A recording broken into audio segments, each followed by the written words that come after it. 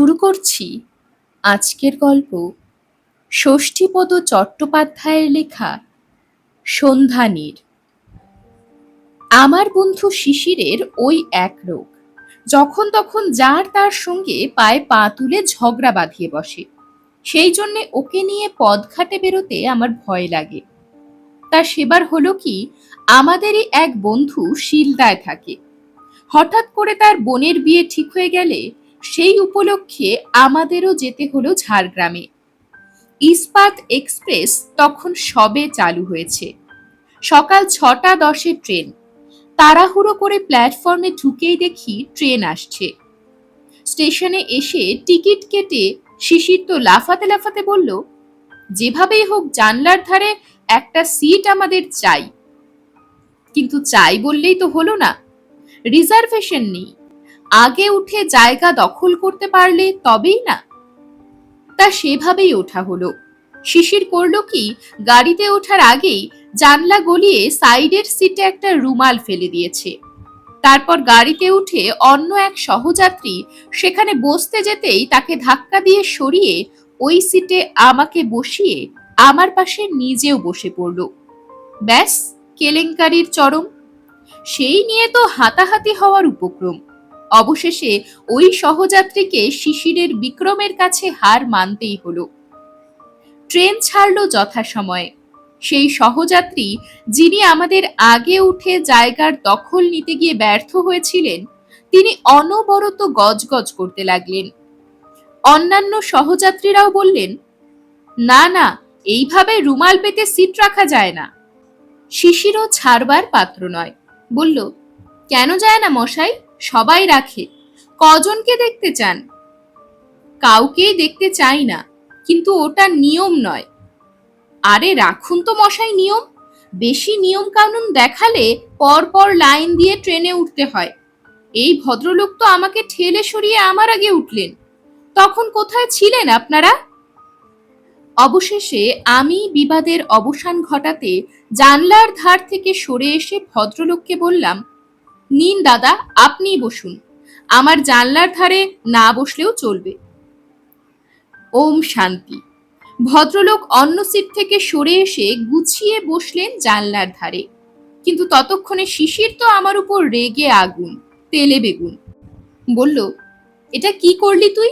যে জায়গার জন্য এত ঝগড়াঝাটি করলাম, তুই কিনা বদান্যতা দেখিয়ে সেই জায়গাটা ওকেই ছেড়ে দিলি। এতে আমার কতটা অপমান হলো একবার ভেবে দেখলি না? আমি হেসে বললাম, আরে মান অপমানের কি আছে এতে? সবাই যখন অপছন্দ করছেন, তখন দিলামই না হয় সিটটা ছেড়ে। শিশির বলল, বাহ বন্ধু, বেশ বেশ, বলে রাগে ফুলতে লাগলো। তারপর খড়গপুর এলে আমাকে বসিয়ে রেখে প্ল্যাটফর্মে নেমে ভালো চা এক ভার আমার দিকে এগিয়ে দিয়ে বলল, আমার টিকিটটা আমাকে দে তো। কেন, কি করবি? এখনই ছেড়ে দেবে ট্রেন, উঠে আয়। যা বলছি তাই কর, তাড়াতাড়ি দে। অগত্যা একটা টিকিট ওর হাতে দিলাম। নড়ে উঠল ট্রেন। শিশির বলল, তুই যা, আমি যাচ্ছি না। আমার মুড খারাপ হয়ে গেছে, আমি বাড়ি ফিরে যাচ্ছি। মুড আমারও খারাপ হয়ে গেল। এমন যে হবে তা কেই বা জানতো। যথাসময়ে ঝাড়গ্রাম এলে ট্রেন থেকে নেমে পড়লাম আমি, এবং নামার সঙ্গে সঙ্গেই স্থির করলাম, বন্ধুর বোনের বিয়ে যখন কাল, তখন আজ আর সেখানে না গিয়ে এখানেই কোনো একটা হোটেলে উঠে চারিদিকে একটু ভালো করে ঘুরে বেরিয়ে নিই। এই ভেবে স্টেশন সংলগ্ন দু একটি লজে গেলাম আশ্রয় নিতে। কিন্তু কোনোটি আমার মনের মতো না হওয়ায় যখন কি করব ভাবছি, তখনই একজন বলল, খুব ভালো জায়গায় যদি থাকতে চান তাহলে আপনি সন্ধানীরে চলে যান। সন্ধানীরটা কোথায়? ঝাড়গ্রামের শেষ প্রান্তে, মনোরম পরিবেশ, ওর চেয়ে ভালো জায়গা আর হয় না। তার কথা মতো অনেকটা পথ হেঁটে চমৎকার একটা নবনির্মিত বাড়ির সামনে গিয়ে দাঁড়ালাম। এই হলো সন্ধানীর। গেট পেরিয়ে ভেতরে ঢুকতেই দেখলাম এক প্রবীণ ভদ্রলোক খাতা পেন নিয়ে বসে আছেন। আমি যেতেই অভ্যর্থনা করলেন, আসুন আসুন, ঘর নেবেন? বললাম, হ্যাঁ, সিঙ্গেল রুম একটা চাই। আপনার নাম ঠিকানাটা লিখে দিন, 50 টাকা জমা করুন। আমি তাই করলাম। অমনি এক রূপবতী বিবাহিতা তরুণী একমুখ হাসি নিয়ে পরিচিত জনের মতো এসে বলল, আসুন। আমি তাকেই অনুসরণ করলাম। বাড়ির পেছনে বাগানের দিকে একা থাকার মতো ছোট্ট একটা ঘর দেখিয়ে তরুণী বলল, এই ঘর পছন্দ আপনার? সত্যি কথা বলতে কি, এইখানকার পরিবেশটাই আমার পছন্দ। তার উপর একার জন্য এমন একটি ঘর তো দারুণ লোভনীয়। বললাম, এই ঘরই আমার পছন্দ। বলে ঘরে ঢুকেই বললাম, আহ, কি সুন্দর গন্ধ! কিসের গন্ধ বলুন তো? হাসনুহানার। সারা রাত আমোদে ভরিয়ে দেবে আপনাকে। কদিন থাকবেন? ঠিক নেই। এখানকার পরিবেশ দেখে আমি এমনই মুগ্ধ যে এই জায়গা ছেড়ে আর কোথাও যাওয়ার কথা আমি ভাবতেও পারছি না। বেশ তো, থাকুন না এখানে কিছুদিন, পরে সময় পেলে মাঝে মধ্যে চলে আসবেন। এই ঘরের ভাড়া কত? বেশি নয়, 25 টাকা। 20 টাকার ঘরও আছে। থাকুক, এই ঘরই আমার পছন্দ। থ্যাঙ্কস। অ্যাটাচড বাথ নয়, কমন। তা হোক। এই লজে গেস্টও কেউ নেই, কাজেই কোনো অসুবিধা হবে না। ঘর থেকে বেরোলেই বাথরুম, পাশেই বাগানে নানা রকমের গাছগাছালির শোভা, ফুল গাছও রয়েছে অনেক। আমি বাথরুমে গিয়ে হাত মুখ ধুয়ে ফ্রেশ হয়ে আসতেই তরুণী আবার মিষ্টি হাসির মাধুর্য ছড়িয়ে 1 কাপ চা আর 2টো বিস্কুট নিয়ে ঘরে ঢুকলো। এই সময় চায়ের একটু সত্যি প্রয়োজন ছিল আমার। ভাবছিলাম বাইরে কোথাও গিয়ে খেয়ে আসবো, তার জায়গায় মেঘ না চাইতেই জল। বললাম, আপনি কি অন্তর্যামী? সত্যি সত্যি এখন আমার খুব চা খেতে ইচ্ছে করছিল। তরুণী বলল, বারে, হোটেল চালাই আর যাই করি, আমিও তো একজন গৃহবধূ। অত দূর থেকে ট্রেন জার্নি করে এসেছেন, এখন একটু চা খাবেন বই কি, তাই নিয়ে এলাম। দুপুরে কি খাবেন বলুন, মাছ, মাংস না ডিম? আমি বললাম, যদি মাছ মাংস খাই? তাহলে বলুন, খাসি না মুরগি? মুরগি। ঠিক বেলা 12টায় পেয়ে যাবেন। চা খেয়ে ততক্ষণ একটু আশপাশ থেকে ঘুরে আসুন। আমি তাই করলাম। চা খেয়ে চায়ের কাপটা দরজার বাইরে রেখে ঘরে তালা দিয়ে বেড়াতে চললাম। ভাগ্যে শিশিরটা সঙ্গে আসেনি, এলে সব মাটি করে দিত। প্রথমত ওই তরুণীকে দেখে এই লজে তো উঠতই না, তার উপর রসবোধ না থাকায় কথাটি বলতে দিত না কারোর সঙ্গে, বিশেষ করে কোনো মেয়ের সঙ্গে তো নয়। যখনকার গল্প, তখন আমার কাঁচা বয়স, তরুণীও সুন্দরী, ফলে তার মাধুর্য আমার মনকে ভরিয়ে তুলেছিল। তবুও একটা ব্যাপার আমার কিন্তু ভালো লাগছিল না, সেটি হলো তরুণীর এই আন্তরিকতা। হোটেলের যাত্রী পরিষেবার জন্য এমন এক গৃহবধূকে এগিয়ে দেওয়ায় গৃহস্থের প্রতি কারো ধারণা ভালো থাকে কি? আমার পরিবারের মধ্যে এইরকম তো আমি কল্পনাও করতে পারি না। যাই হোক, আমি ঝাড়গ্রামের পথে পথে ঘুরে শাল ও সেগুনের বন দেখতে লাগলাম। চারিদিকে লাল মাটি আর ঘন সবুজের সমারোহ দেখে মন আমার ভরে গেল। এইভাবে ঘুরতে ঘুরতে হঠাৎই আমার এক পরিচিত জনের সঙ্গে দেখা হয়ে গেল। ভদ্রলোক রেলে চাকরি করেন। একসময় উনি আমাদের এলাকাতেই থাকতেন। আমায় দেখে উল্লসিত হয়ে বললেন, কি গো তুমি, আপনি এখানে? আমি তো এখন এখানেই আছি, কিন্তু তুমি এখানে কি করছো? কিছুই না, উদ্দেশ্যহীনভাবে ঘুরে বেড়াচ্ছি। বুঝেছি, মাথার পোকাটা আবার নড়ে উঠেছে, তাই না?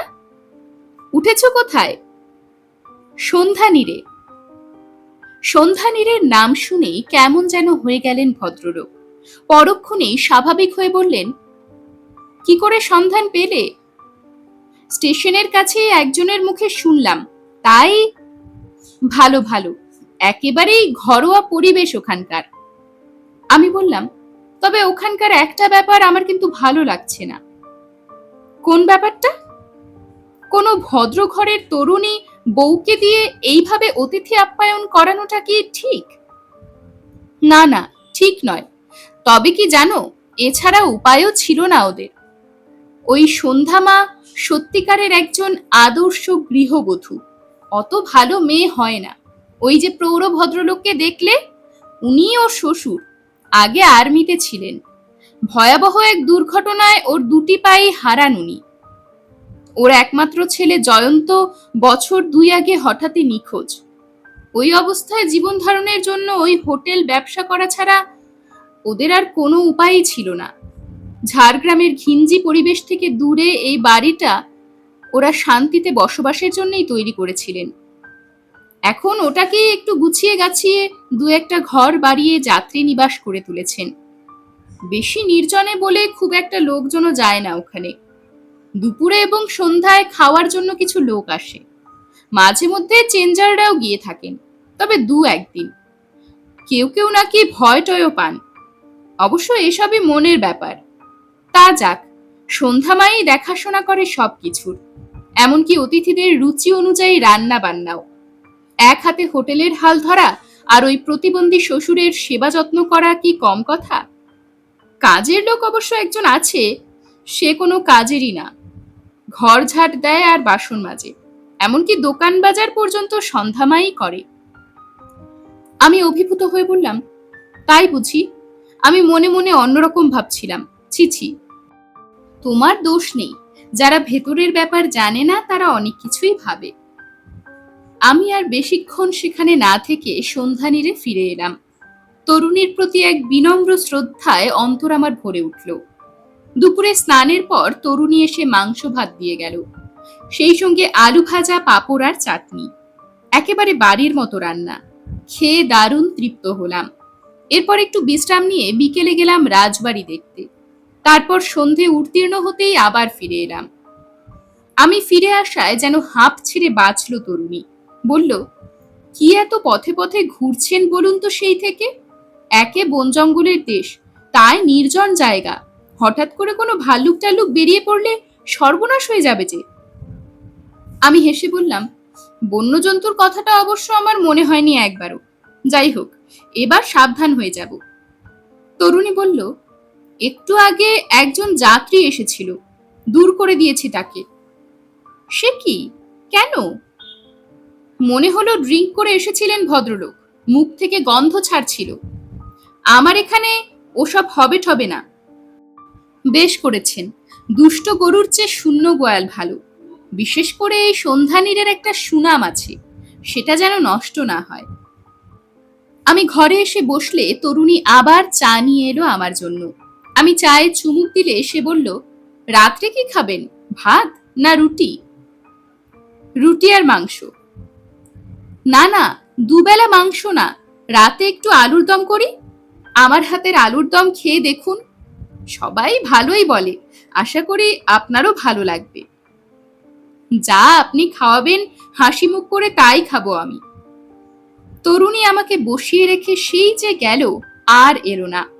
এলো যখন রাত 10টা। খান 6 রুটি আর 1 বাটি আলুর দম টেবিলে রেখে বলল, শুভরাত্রি, আজকের মতো আসি তাহলে। অবশ্যই, আপনার দেরি দেখে ভাবলাম ভুলেই গেলেন বোধহয়। তাই কি পারি? আপনাদের সেবাই যে আমার ধর্ম। তরুণীর কথায় অন্তর প্লাবিত হয়ে গেল আমার। হাতে একটি গল্পের বই ছিল। তরুণীর হঠাৎ নজরে পড়ল সেদিকে। বইটা হাত থেকে নিয়ে নেড়েচেড়ে বলল, কাল তো আপনি আপনার বন্ধুর বোনের বিয়েতে শিলদা যাবেন। যাওয়ার আগে বইটা দিয়ে যাবেন আমাকে, আমি সারাদিনে পড়ে শেষ করব। বেশ তো, কাল কেন, আজ এখনই নিন আপনি। আমি খেয়ে দিয়ে শুয়ে পড়ব, আর বই পড়ব না। তরুণী খুশি মনে বই নিয়ে চলে গেল। যাওয়ার আগে বলে গেল, বাগানের দিকের এই জানলাটা বন্ধ রাখবেন কেমন? অন্ধকারে রাত দুপুরে লতা টতার উপদ্রব হতে পারে। তরুণীর কথা মতো জানলা বন্ধ করে খাওয়া দাওয়ার পাট চুকিয়ে আলো নিভিয়ে শুয়ে পড়লাম। শোয়া মাত্রই ঘুম। সেই ঘুম ভাঙল মধ্যরাতে হঠাৎ একটা খসখস শব্দ শুনে। মনে হলো পাশের বাগানে কে যেন পায়চারি করছে। কে কে ওখানে? আমি শয্যা ত্যাগ করে পা টিপে টিপে জানলার কাছে এসে জানলাটা ফাঁক করে যে দৃশ্য দেখলাম, তাতে সর্বাঙ্গ নীল হয়ে গেল আমার। দেখলাম বাগানের পাঁচিলের পাশে যে পেয়ারা গাছটা আছে, তারই ডালে গলায় দড়ি দিয়ে ঝুলছে সন্ধ্যানীরের সন্ধ্যা প্রদীপ, সেই তরুণী। চোখে মুখে কোনো বিকৃতি নেই, হাসি খুশি মিষ্টি মুখে স্থির চোখে অপলকে চেয়ে আছে আমার জানলার দিকে। সেই দৃশ্য দেখে শিউরে উঠলাম আমি। এইটুকু সময়ের মধ্যে কি এমন হলো যে আত্মহননের পথ বেছে নিতে হলো তরুণীকে?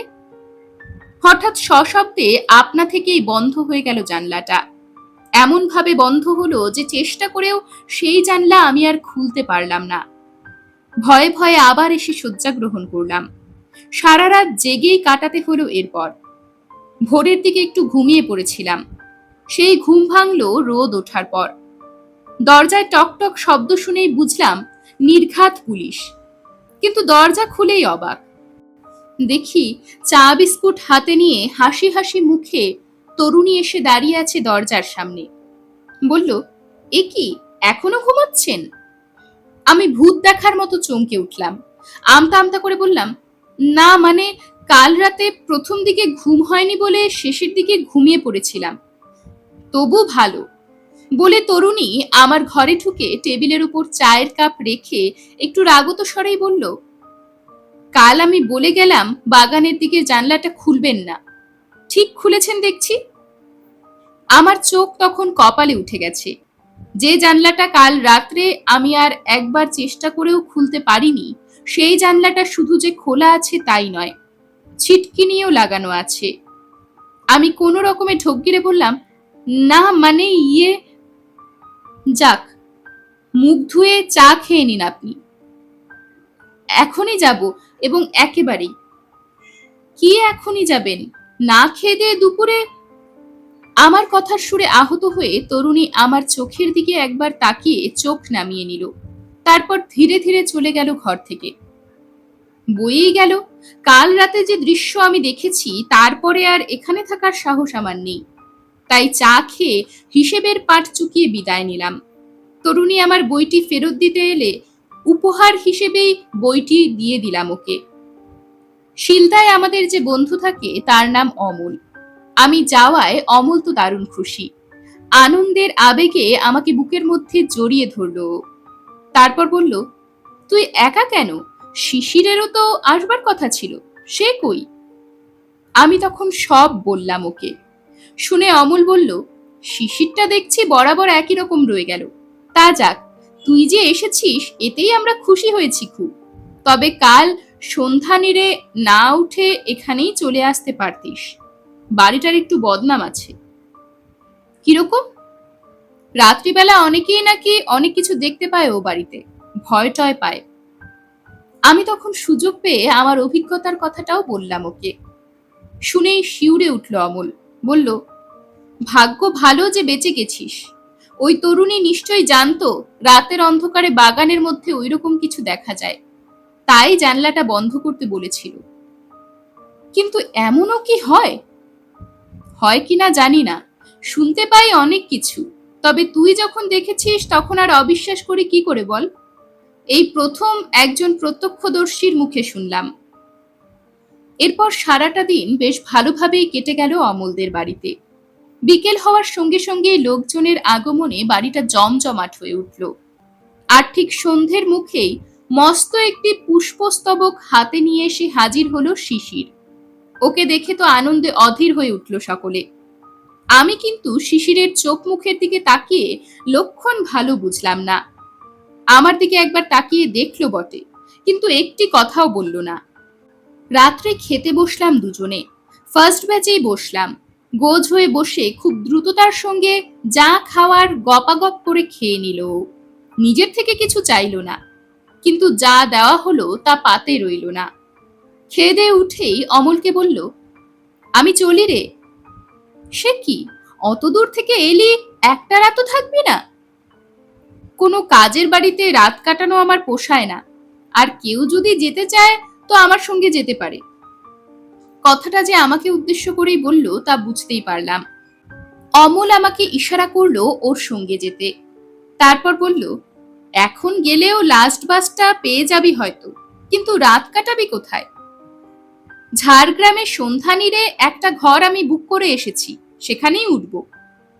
সন্ধ্যানীরের নাম শুনেই চমকে উঠলাম আমরা। আমার তো বুকের ভেতরটা ছ্যাদ করে উঠল। অমল তখন আমার ব্যাপারটা সব খুলে বলল শিশিরকে। শুনেই তেলে বেগুনে জ্বলে উঠল শিশির।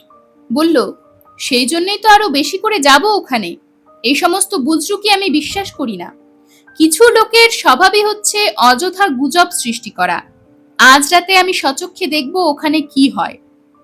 অতএব অনিচ্ছা সত্ত্বেও শিশিরের সঙ্গে যেতে হলো আমাকে। সন্ধ্যানীরে যেতেই তরুণী মৃদু হেসে বলল, কি ব্যাপার, আবার এলেন যে? বাধ্য হয়ে আসতে হলো আমার এই বন্ধুটির জন্য। তরুণী হেসে গড়িয়ে পড়ল। বন্ধু? কোথায় বন্ধু আপনার? আমার তখনকার অবস্থাটা আমি ঠিক কাউকেই বুঝিয়ে বলতে পারবো না। কোথায় শিশির, কোথায় কে? আমি তো একা। আমার শরীরের মধ্যে দিয়ে যেন একটা হিমস্রোত বয়ে গেল। তরুণী বলল, আপনি কি ওই ঘরেই থাকবেন, না অন্য ঘর দেব আপনাকে? আমি কোনো রকমে বললাম, আমি যাই। আপনি যেতে চাইলেও আমি তো আপনাকে যেতে দেব না। তার চেয়ে বরং এখানেই থাকুন আপনি। একা থাকতে না চান, এখানেই বসে আমার সঙ্গে গল্প করে রাতটা কাটিয়ে দিন। তরুণীর প্রস্তাবে রাজি হলাম আমি। না হওয়া ছাড়া উপায়ও ছিল না। তার কারণ এই বাড়িতে কোনো মতেই একা থাকা সম্ভব ছিল না আমার পক্ষে। দুজনে মুখোমুখি বসলে তরুণী বলল, আচ্ছা বলুন তো, আজ সকালে হঠাৎ আপনি মতের পরিবর্তন করে চলে গেলেন কেন? কাল রাতে আপনি কি কোনো কারণে ভয় ঠয় পেয়েছিলেন? আমি তখন রাতের ঘটনার কথা বললাম তরুণীকে। সব শুনে তরুণীর চোখ দুটি সজল হয়ে উঠল। বলল, আমাদের এই সন্ধ্যানীরে আপনি শেষ অতিথি। খুব শিগগির আমরা এখানকার পাট তুলে দিয়ে মধুপুরে চলে যাব। কিন্তু কেন? এইভাবে কি হোটেল ব্যবসা করা যায়? আপনি বলুন না। এই সন্ধ্যানীরে আরেকবার ফিরে আসতে আপনারই কি ইচ্ছে করবে? তা অবশ্য ঠিক। কাল রাতে যাকে আপনি দেখেছিলেন সে আর কেউ নয়, আমারই বোন। সামান্য একটা ব্যাপারে অভিমান করে ওই পেয়ারা গাছের ডালে গলায় দড়ি দিয়েছিল সে। তারপরেই অত্যন্ত রহস্যময়ভাবে আমার স্বামী নিখোঁজ হয়ে যান। এদিকে এখানকার ব্যাপার স্যাপার লোকমুখে চাউর হয়ে যাওয়ায় কেউ এখানে আসেও না বড় একটা। তবুও মাঝে মধ্যে আপনার মতো কেউ হঠাৎ করে এখানে এসে পড়লে দারুণ চমকে উঠি।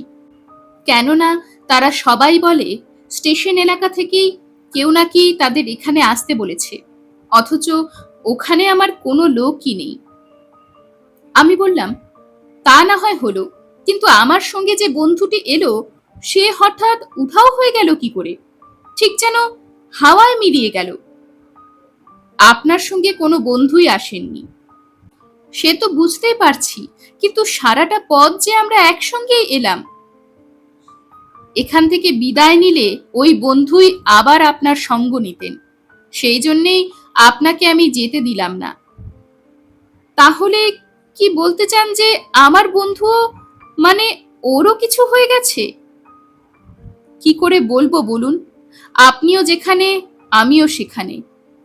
সে রাতটা তরুণীর সঙ্গে কথা বলে গল্প করে কোনো রকমে কাটিয়ে দিলাম। পরদিন সকালের ট্রেনেই ফিরে এলাম বাড়িতে। এসেই এক মর্মান্তিক সংবাদ পেলাম।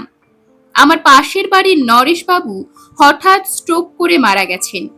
তবে কিনা অধিকাংশ ভূতের গল্প যা হয় এক্ষেত্রে তা হয়নি। শিশিরের আত্মা শিশিরের মধ্যেই আছে, অর্থাৎ সজ্ঞানে এবং সুস্থ শরীরেই আছে সে। ওই দিনের ঘটনার জন্য সে নিজেই অনুতপ্ত। কিন্তু এখন প্রশ্ন হলো, শিশিরের মতো চেহারা নিয়ে যে আমাকে দেখা দিল সে তাহলে কে? এরকমই আরো সব গল্প পেতে চ্যানেলটিকে সাবস্ক্রাইব করে দেবেন। আর গল্পটি যদি ভালো লেগে থাকে তাহলে লাইক, শেয়ার আর কমেন্ট করে দেবেন।